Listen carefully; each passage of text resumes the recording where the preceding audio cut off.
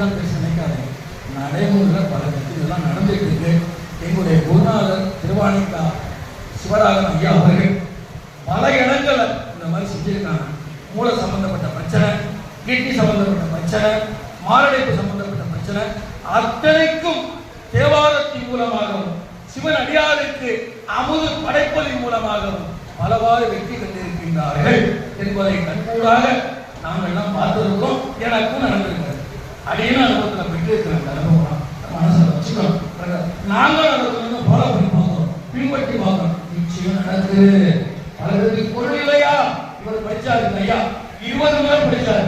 இடரையும் கடலையும் இணறு நோய் தொடரையும் உணக்கடல் தொடுகிறவன் படிச்சாரு 20 முறை.